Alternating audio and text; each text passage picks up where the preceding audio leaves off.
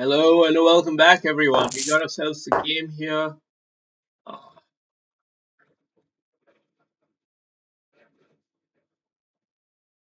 Gotta close our shit. All right.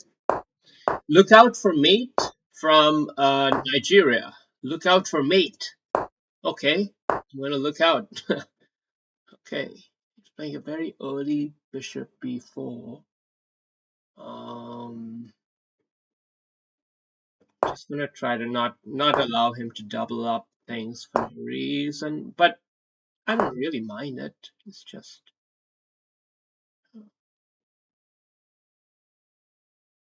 Mhm. I feel like maybe it's a kind of position where we can afford to play like this. Although I know it's not objectively strong. I do know that. I just felt it merited it. I don't know. That sounds incoherent. I know that. I know that.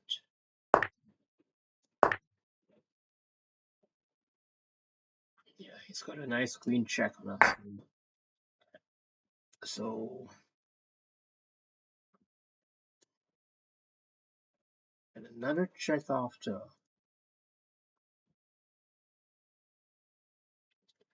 We could gamble that, but should we even bother? If we came in here, queen check, wins the rook. We got no choice, actually. He didn't. Oh, he's going for different glory here, so yeah. I'm looking out for the mate. Okay, let's take this. Take this while we can.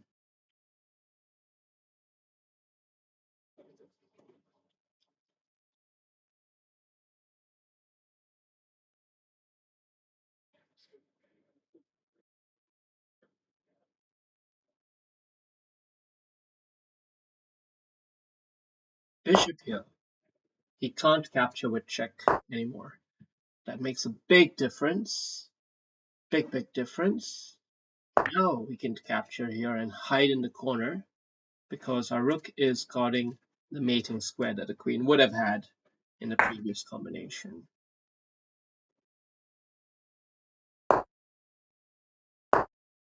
Okay.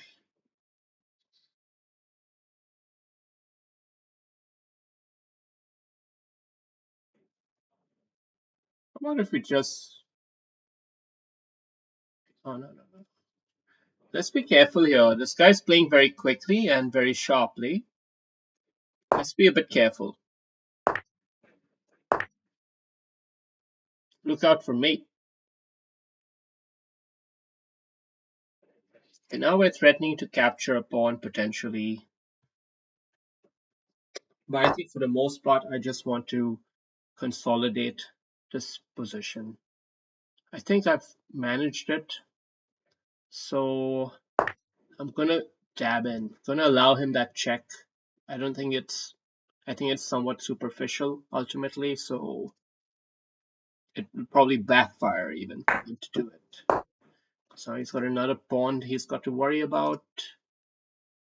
Um, no follow-up, you see.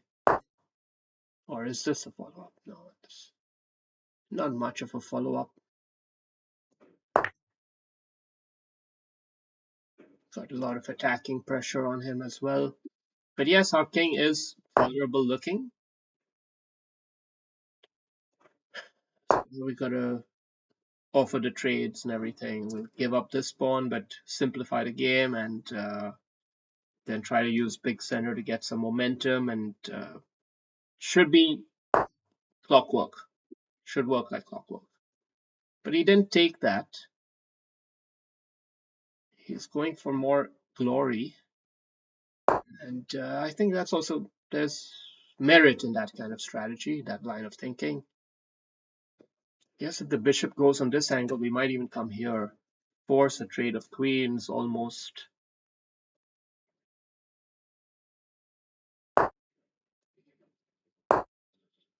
Feels like we're basically forcing it because how can you hold on to everything? There's a bishop, rook.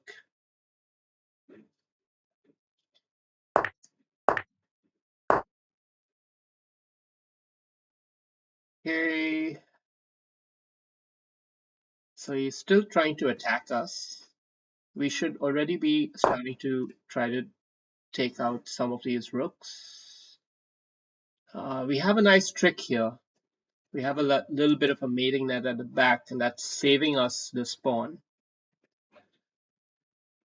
And that might matter because this is an opposite colored bishop endgame, but it's of a different flavor, I would say.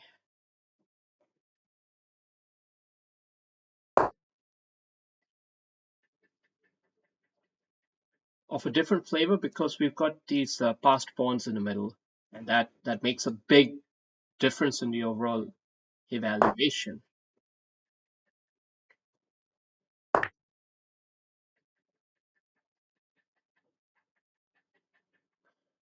Um, our king is definitely a little bit vulnerable. There are some sort of mating net ideas which could very much come into play. So we kind of like have to trade the rooks soon, I think.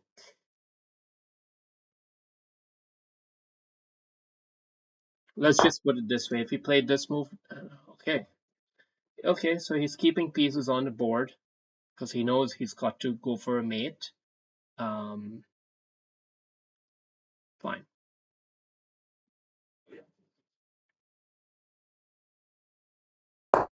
Let's play here.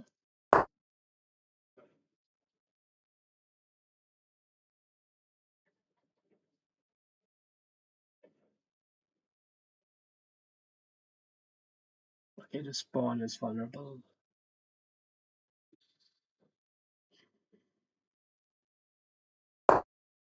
Why am I playing so slowly? Come on, let's not let this guy outclock us. That's the only thing he's got going for us is his speed. He's played very quickly, but he's -3 at the moment. If we could just find a way to trade the rooks, I mean, I had the chance, I guess, but I took the pawn first, so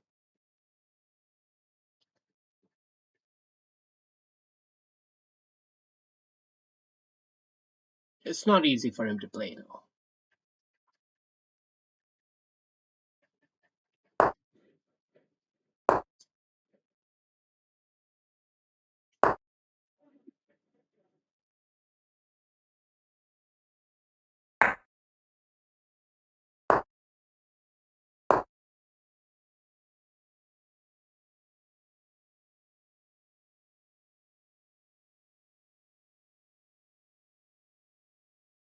We're asking him some good questions.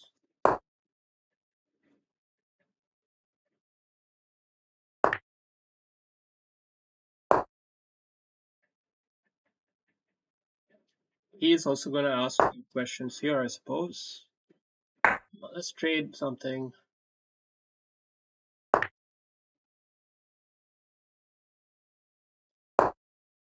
This is critical to not lose the rook.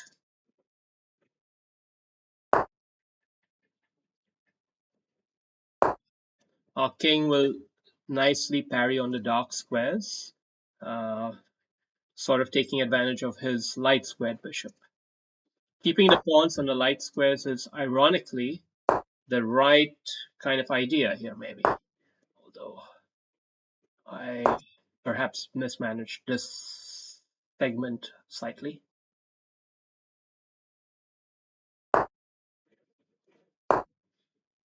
Just keep him under pressure.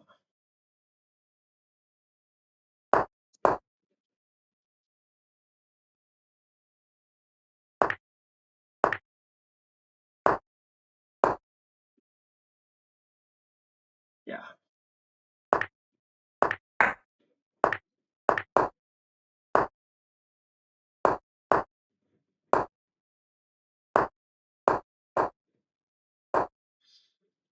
All right.